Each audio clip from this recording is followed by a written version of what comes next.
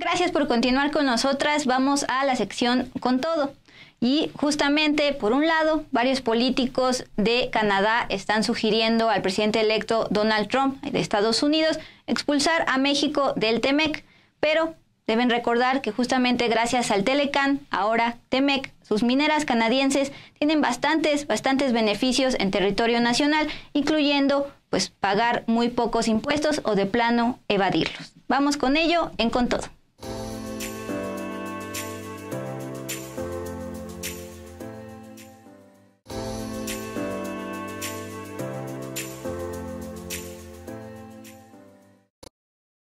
Vamos con todo en esta noche de 27 de noviembre. La extracción de oro y plata, porque es justamente los metales que más extraen las mineras canadienses, de más de 300 proyectos mineros allá de ese país y que están expandidos a lo largo y ancho del territorio mexicano, por supuesto que ha causado devastaciones ambientales y sociales en las comunidades. Justamente pese a las ganancias para las empresas canadienses y el daño al territorio mexicano, acobijadas con el TEMEC, es que solo están aportando al año menos del 1% de los ingresos totales por impuestos que reciben las finanzas públicas y además, y aunque siempre cacarean que la inversión y la generación de empleos, pues en realidad solo representan el 0.62% del empleo asegurado. Esto nos lo dijeron allá en la organización Engenera, que se ha puesto a analizar las cifras de la cuenta pública. Incluso hay un caso particular. First Majestic Silver inició hace 3 años, 2021, un arbitraje contra su adeudo de al menos $180 millones al SAT. En los últimos días, un grupo de políticos canadienses sugirió al presidente electo de Estados Unidos, Donald Trump, expulsar a México de este tratado que se firmó desde los 90 en épocas de Salinas de Gortari y formar entre ellos un acuerdo bilateral. Pero se carece de memoria histórica, porque el entonces Telecán, junto con la ley minera de 1992, en época de Salinas de Gortari, formó un andamiaje jurídico que ha dado enormes facilidades y privilegios a la minería, a las transnacionales mineras, particularmente las canadienses y las estadounidenses.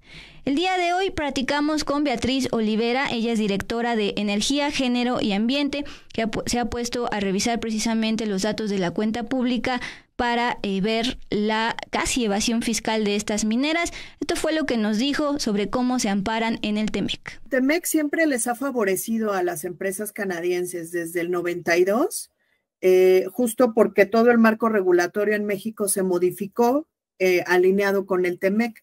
Entonces allí se establecieron pues beneficios para que pudieran acceder al agua, pudieran acceder al territorio, pudieran tener beneficios en cuanto a cuestiones administrativas, por ejemplo, reducción de trámites, que no tuvieran que realizar pues procesos ambientales, ¿no? Para obtener una concesión minera o procesos de consulta indígena. Entonces, todo esto se adecuó, toda la ley minera del 92 se adecuó de acuerdo a los estándares del TEMEC, justo para facilitar y favorecer la inversión extranjera, en este caso, pues la inversión canadiense y estadounidense. Si vemos el periodo de la minería en México antes del TEMEC, pues no tenía todos estos impactos que ahora se viven, ¿no? Que ahora pues hay conflictividad social, hay asesinato de personas defensoras,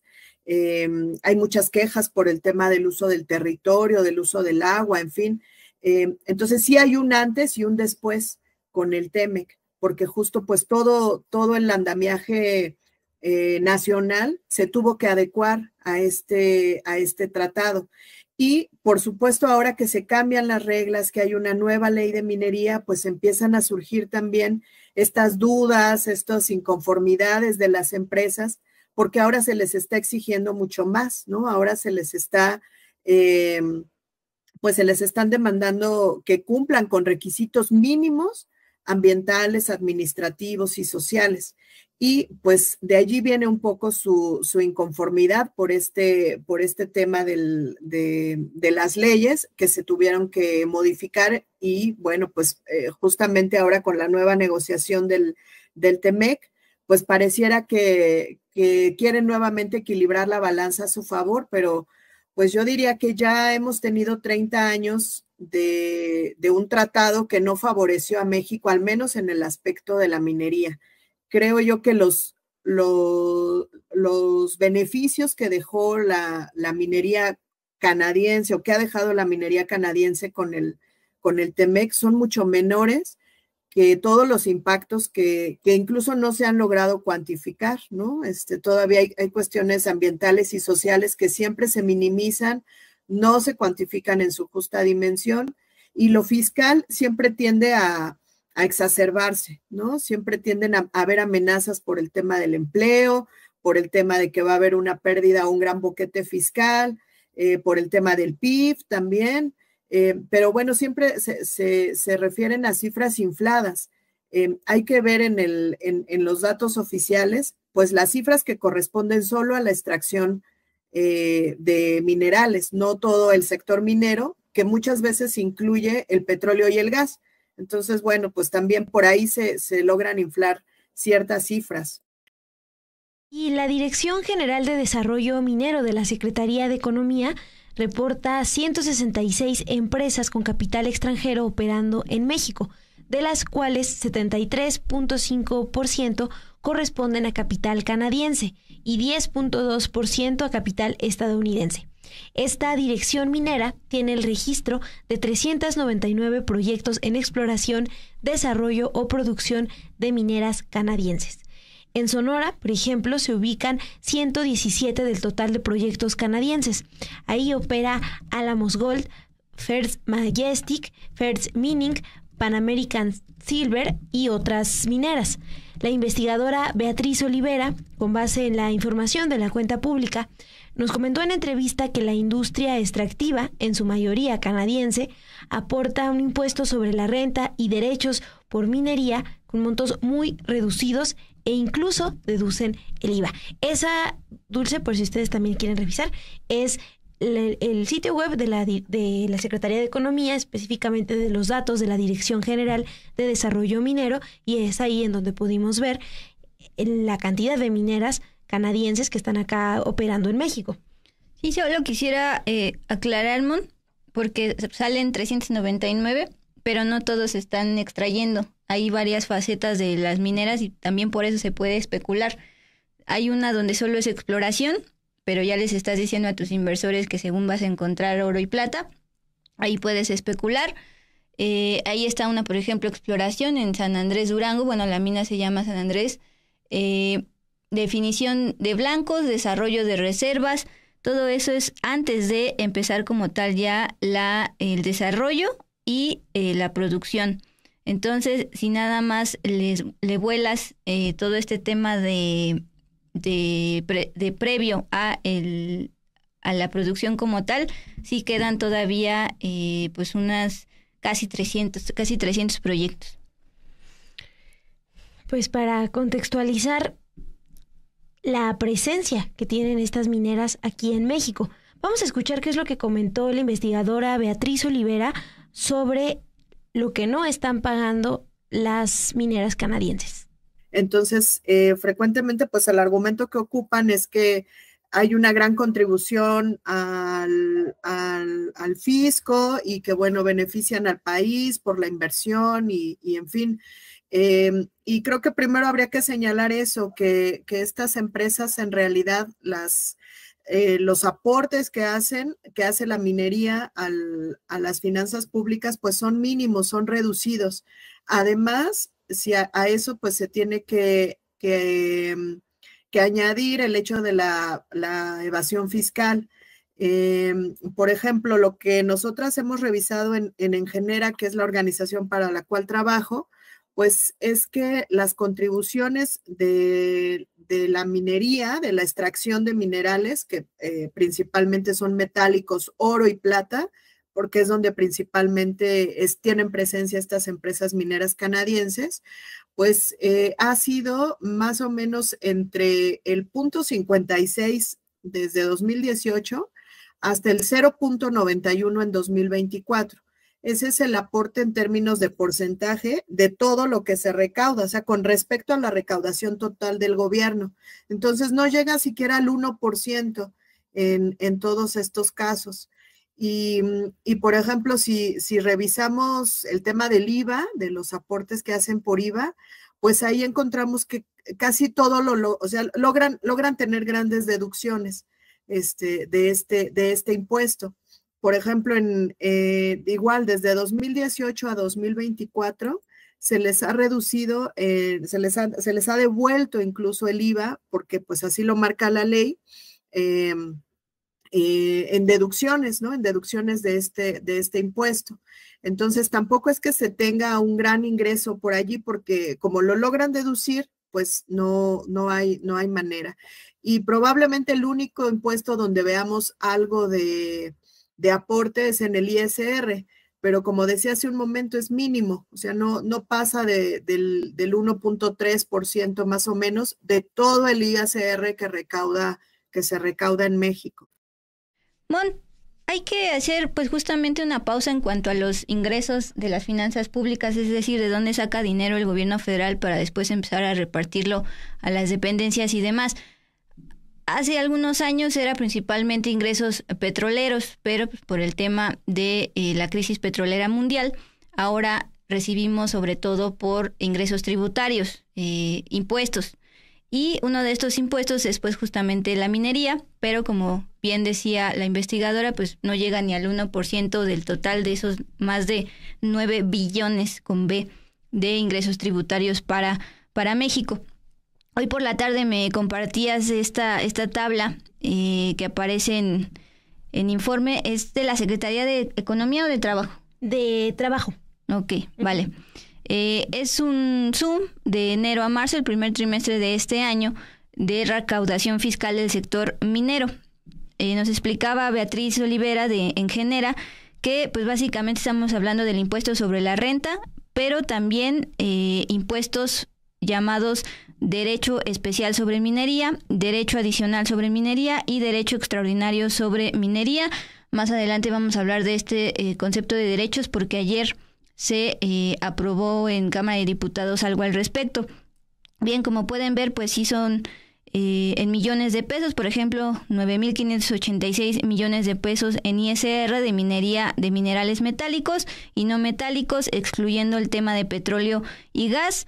Y, por ejemplo, 1.253 millones por tener concesiones y asignaciones mineras. Esto, interpretado ya por la especialista Beatriz Olivera, pues es muy, muy poco, y sobre todo si lo comparas con los beneficios que se llevan con la extracción de oro y plata, estas empresas que pues veíamos también en pantalla como están registradas ante la Dirección General de Minería. Sí, Dulce, y esos son datos de la Secretaría de Trabajo actualizados de enero a marzo del 2024. Entonces, pues también ya a final de año, que es los datos que ha analizado Engenera, pues tendremos otros resultados. Y precisamente desde esa organización, desde Energía, Género y Ambiente, Beatriz Olivera nos habló de los salarios, de los empleos que está dando en particular la industria minera. Nos informa que representan menos del 1% de los trabajos con seguridad social a nivel nacional. Esto pues después de analizar los propios datos que da el gobierno federal. Olivera también resaltó que los estados donde operan las mineras pues deben lidiar con problemas como la contaminación ambiental, es decir, si bien comentan que dejan que mejora la economía en los estados en donde están, pues a la par también contaminan los lugares en donde instalan sus mineras. Vamos a escuchar qué comentó. El empleo que aportan las industrias extractivas es 0.62% del empleo asegurado en el país. Entonces, hay otros sectores como el comercio, ¿no? Que aporta el 20% del empleo, la construcción, el 7%, industria de la transformación, el 28%. Las industrias extractivas incluso aquí incluyen el petróleo y el gas. Entonces, a nivel nacional, digamos, pues es muy, muy poquito lo que aportan. En términos de los estados, ahí sí podríamos decir que estos números pues están focalizados, ¿no? En los estados. pero bueno, pues a cambio de qué también se dan esos empleos. En ciertos estados de la República, por ejemplo, Sonora, Zacatecas, Durango, en parte de Chihuahua, que son los principales centros productores de oro y de plata, hay un aporte, por ejemplo, en términos de empleo, pero hay que igual dimensionar un poco esos supuestos aportes, porque por un lado, pues pueden estas empresas dar empleo en estos estados o incluso favorecer de alguna manera la derrama económica, pero también son estados que tienen que lidiar con toda la contaminación y los impactos sociales que justo están dejando estas empresas. Entonces, también señalar que, bueno, el empleo que aportan las empresas mineras en México es también pues muy reducido, ¿no? Representa alrededor de 160,000 puestos más o menos. Déjame ver si tengo por aquí la cifra exacta para decirles. Pero esto en términos del empleo asegurado, o sea, empleo que cuente con seguridad social, también es menos del 1% del empleo asegurado en el país.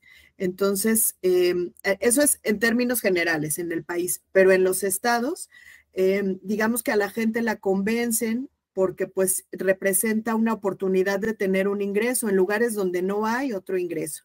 Ese es uno de los, digamos que sí, de los beneficios, pero repito, es un beneficio pues muy relativo, porque en ocasiones estos empleos pues no son bien remunerados, son empleos de alto riesgo, no cuentan con seguridad social y pues lo que comentaba hace un momento, se trasladan todos los impactos sociales y ambientales en estos lugares, porque las empresas llegan a acaparar el agua, en otros casos acaparar el territorio. Entonces, bueno, pues la gente no siempre va a tener acceso a estos servicios. Y pues el beneficio, digamos que es solo temporal mientras dura el empleo, porque se van estas empresas y bueno, pues los empleos, la gente se queda sin empleos y vuelven nuevamente las condiciones de pobreza y de marginación. Bien, repetir el dato: 0.62% del total de empleos asegurados, empleos formales frente a otras industrias, por ejemplo, el comercio o la construcción. Ahí está la famosa inversión y empleo que se debe defender por parte de México. Bien, gracias por sus comentarios. Dice Iván Guevara, deberían expulsar a las mineras canadienses del país, mejor expulsar del tratado a Canadá en defensa a nuestras minas, dice, plantando semillas, bueno, defensa también al territorio y al derecho al territorio de pueblos originarios. Saludo a Lu AC porque nos plantea, Mon, gracias por su noticiero, Dulce y Monse, gracias a usted por estar aquí.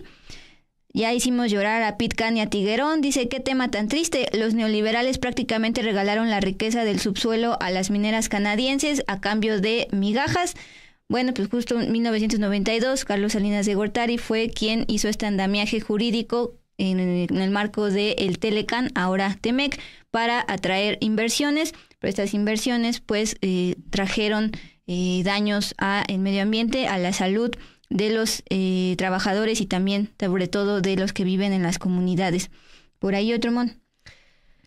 Sí, Dulce, pues aquí también, por ejemplo, Iván Guevara, utilizan millones de litros de agua en la extracción las mineras canadienses. Pues parte también del tema central es precisamente el daño ambiental que causan.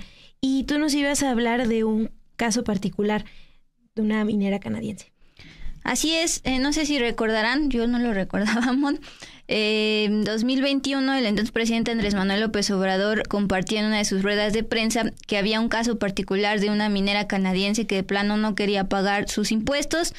La entonces secretaria la entonces titular del SAT, Raquel Buenrostro, ahora secretaria anticorrupción, pues transparentó que se trataba de First Majestic Silver.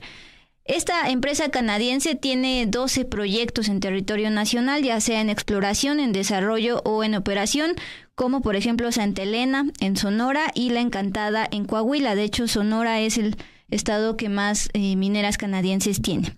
Bueno, esta empresa, First Majestic Silver, presentó en 2021 una solicitud de arbitraje internacional bajo el capítulo 11 del TEMEC contra el gobierno de México por porque el SAT le estaba reclamando al menos 180 millones de dólares de adeudo fiscal, debía esto en impuestos desde el año 2010. Esto fue lo que dijo Raquel Buenrostro, extitular del SAT.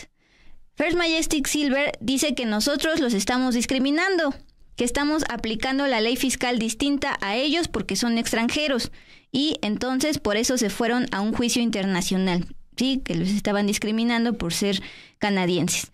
Al respecto, aclaró, todo lo que está vinculado a asuntos fiscales no tiene que ver con los tratados internacionales. La materia fiscal, es decir, la obligación de pagar impuestos, se resuelve en el país donde se tiene la problemática fiscal, es decir, aquí en México, y la parte de arbitraje internacional obedece a otro tipo de sanciones presumibles o de otro tipo de actividades, pero se agarraron del TEMEC para no pagar impuestos.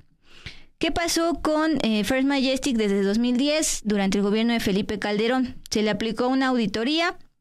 Ahí se detectaron manipulaciones en el precio del metal y también de transferencias ilegales de ganancias a su país. Ante esta auditoría, pues el SAT señaló adeudos fiscales entre 2010 y 2018 a Primero Empresa Minera, que es la subsidiaria de First Majestic. Sí, Dulce, y el medio de Guanajuato PopLab también documentó que ese conflicto legal derivó en que la minera redujo el presupuesto a contratistas como la constructora guanajuatense La Cantera Desarrollos Mineros, que con más carga de trabajo a sus empleados y con menos protección opera las minas Santa Elena y El Ermitaño en la cuenca del río Sonora. Vamos a escuchar qué es lo que recuerda Beatriz Olivera sobre esta minera First Majestic. Y, por ejemplo, empresas como la First Majestic, que es esta empresa canadiense, que es quien ha interpuesto litigios contra México, pues sí, me parece que fue desde 2021, en que el SAT le reclamó por el pago de impuestos y bueno, de allí vino una inconformidad. También después el gobierno mexicano le cuestionó por la seguridad de sus trabajadores y bueno, pues a raíz de todo esto, la empresa comenzó a litigar señalando que había un trato discriminatorio. Pero en realidad pues las cifras dicen lo contrario, ¿no? Yo no podría decirte, esta empresa en particular no ha pagado, pero sí tenemos los datos que son abiertos, que son accesibles a todo el público, que son los datos de la cuenta pública de la Secretaría de Hacienda. Y allí pues la gente puede observar los aportes que hace la minería, ¿no? No es necesario que lo digan expertos, sino que ahí está la información pública, ¿no? En febrero del 2021, días antes de las declaraciones de Buenrostro, el expresidente López Obrador pidió la intervención de la Embajada de Canadá en México, pues aseguró que en Durango, una minera canadiense se negaba a pagar impuestos. Se refería a San Dimas de First Majestic. Vamos a recordar qué fue lo que planteó en 2021, en febrero del 2021, el expresidente López Obrador. No tenemos nosotros contemplado aumentar impuestos ni crear impuestos nuevos, o sea, así, porque no solo es el derecho, sino ya existe ese impuesto. Lo que queremos es que haya arreglo entre los trabajadores mineros y las empresas, porque hay todavía conflictos de empresas nacionales, de empresas extranjeras. Hay una empresa canadiense que no quiere pagar impuesto en Tayoltita, Durango, una empresa canadiense, pero ya estamos viéndolo. Y aquí aprovecho porque es posible o es probable que se entere el embajador de Canadá de lo que estoy diciendo. Hay empresas canadienses que cumplen con todas sus obligaciones, incluso empresas canadienses. Tengo presente una en Zacatecas, en Concepción del Oro, por allá, que es de las que mejor pagan a los trabajadores mineros, esa empresa.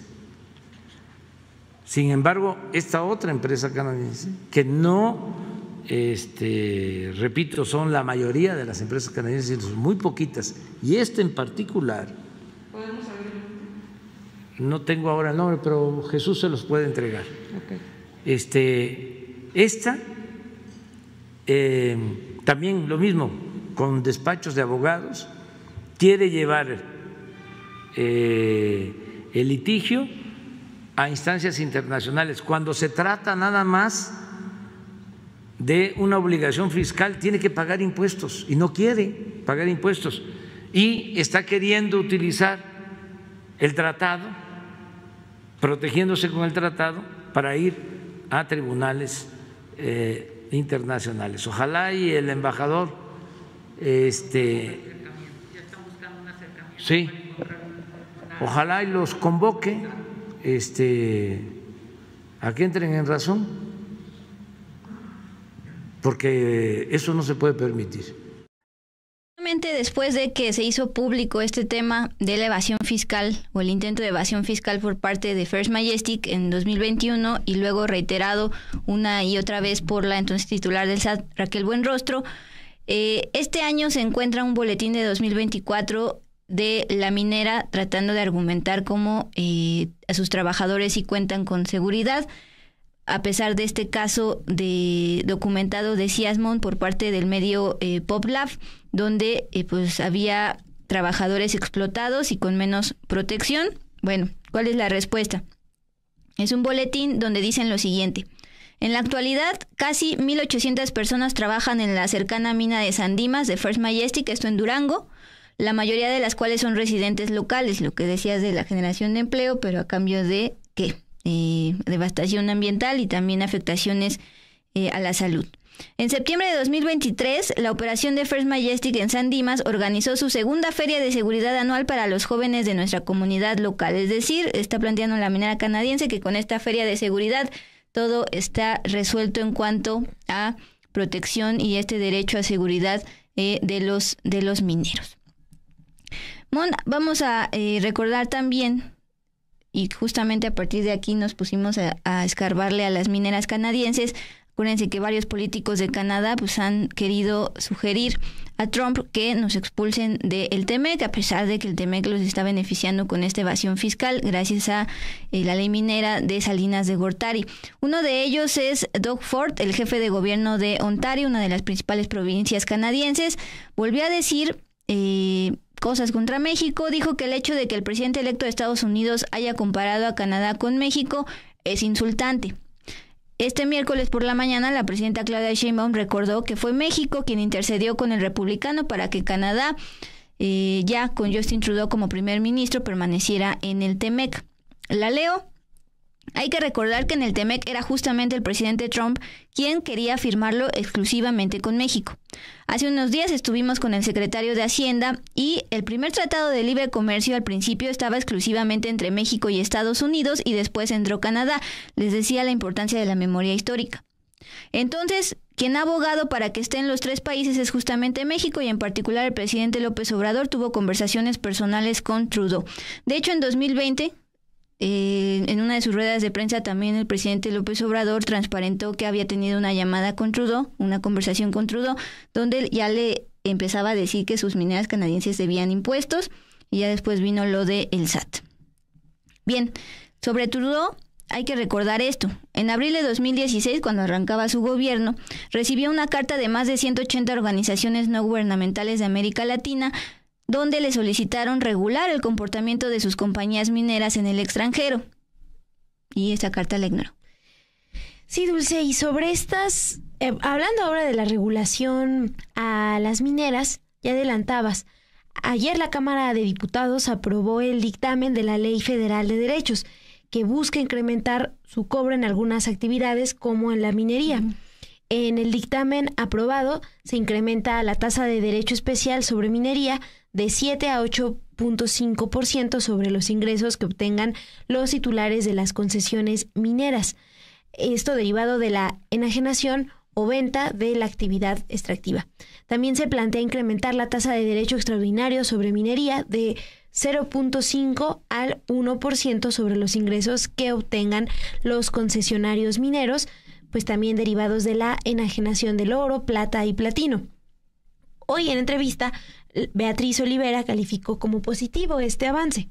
Vamos a escuchar qué opina de algo que ya está avanzando en la Cámara de Diputados. A mí me parece que además de incrementarle los derechos, también se les tienen que incrementar los impuestos y que hacer una regulación o modificar la ley del IVA, pues para que no tengan la facultad de deducir pues prácticamente todo lo que ellos aportan en IVA, lo pueden deducir porque así están los informes de la cuenta pública. Siempre hay hay devoluciones a este sector. Entonces, me parece muy positivo que se estén tomando pues acciones al respecto. Estos derechos de los que se habla son el derecho especial, el extraordinario y el adicional, que son derechos que se imponen a quienes extraen oro, plata y platino en nuestro país. Y pues quienes los extraen son estas grandes corporaciones, decíamos hace un momento, son las corporaciones canadienses, estadounidenses, algunas mexicanas, que tienen todo el poder del mundo. Entonces, bueno, pues que el hecho de que se les impongan tasas más altas, a mí me parece genial, porque en los lugares de los cuales ellos extraen el oro, la plata y estos minerales, esos lugares están en condiciones de pobreza.